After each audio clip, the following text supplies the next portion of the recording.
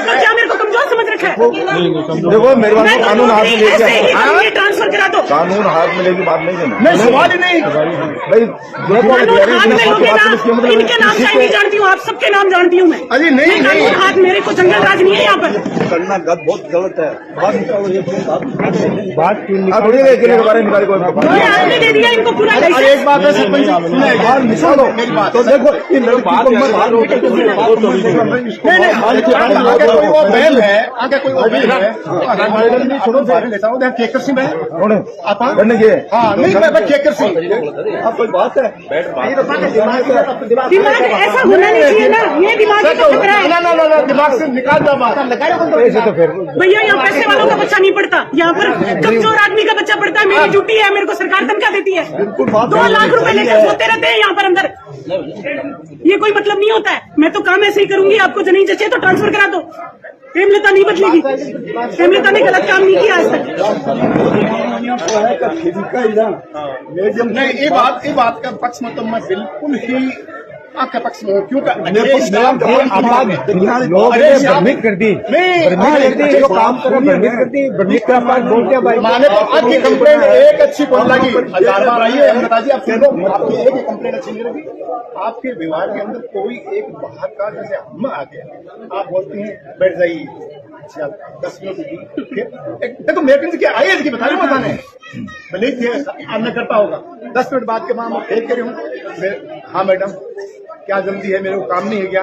जब आप मेरे को जो कंप्लेंट आई है आप आराम से बैठी हुई। भैया रामचंद्र जी भाई साहब ये जानबूझ के ऐसा करते हैं मेरे व्यवहार को, क्योंकि ये चाहते ही नहीं है कि मैं यहाँ रहूँ। जिस दिन से मेरी नियुक्ति हुई है सबको नींद आनी बंद हो गई। तो मेरा ऑर्डर होने के बाद में लोगों को नींद नहीं आ रही कि यहाँ पर ऑर्डर किसके हो गए, बोले हेमलता के। सुना हेमलता जी, अब सुन लो दोबारा। बाकी मैंने आपको कभी रामचंद्र जी, आप मेरे लिए श्रद्धा के पात्र हो। आप मेरे विद्यालय में जब भी आओगे ना, मैं आगे होकर आपका काम करूंगी। आपके गांव का बच्चा था एहसान, मैंने आगे होकर, सबने मना कर दिया था, बोर्ड ने मना कर दिया था, मैंने परीक्षा दिलाई। रात को मैंने बोर्ड को 9:30 बजे चिट्ठी लिखी थी और मैं खड़ी रहकर मैंने सारे जितने काम हो सकते थे ना, मैंने पूर्ण सहयोग किया। 3 बच्चे ऐसे हैं जो मानसिक रूप से विमंदित है, स्टाफ ने ये कहकर उनको छोड़ दिया था। उनका भी मैं 3 दिन से पीछे पड़ी हुई हूँ कि अगर वो मानसिक विमंदित है तो मैं खुद पढ़ाऊंगी।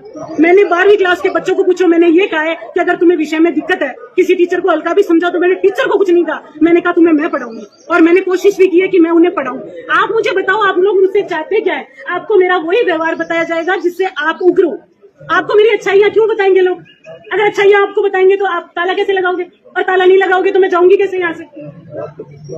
आप समझिए रामचंद्र जी, आप जो कहोगे ना, हम लिखित समझौता मकसूद जी के सामने करते हैं। आप जो कहोगे मैं मानूंगी, आप जो कहोगे मैं मानूंगी। पर आप ये कहोगे कि 2 लाख रुपए जिसकी तनख्वाह है या 1.5 लाख है या 1.25 लाख है, वो सोता रहे, मैं नहीं मानूंगी। हाथ जोड़ के मानना भी नहीं है, नहीं मानना तो काली क्यों लगवाए? ये बताओ अंकल जी, आपको पता ही नहीं।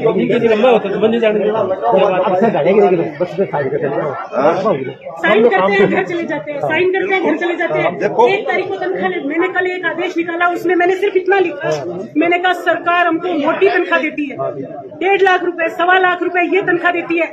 हमारे पास में 50 बच्चे अगर यहाँ नहीं है तो हम तनख्वाह लेने के अधिकारी नहीं है। मेरे पास एक मैडम आई, नाम नहीं बताऊंगी, बोली मेरे पास बहुत काम है। शिव भगवान जी गिर गए तो बोले पोशार मैं बढ़ाऊंगी क्या? मैंने कहा मैडम बहुत काम है, आप मुझे ये बताओ आपके पास में काम है तो आप बताओ आपके पास बच्चे कितने हैं? उसने कहा 1। भगवान कसम, मुझे मेरे रब की कसम, मेरे 1 बेटी है, उसकी कसम 1 बच्चे को पढ़ाती है पूरे दिन में, और वो काम बीची बाबा, और आप उसके लिए ताली बजा रहे हो यहाँ पर। मैंने कहा 1 बच्चे से मैं ये स्कूल नहीं चलेगी।